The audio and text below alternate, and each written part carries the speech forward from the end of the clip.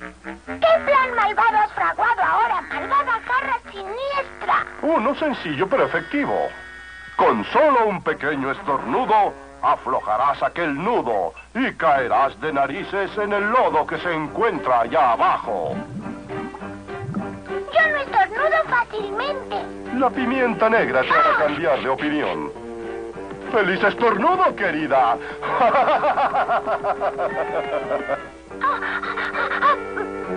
No estornudaré.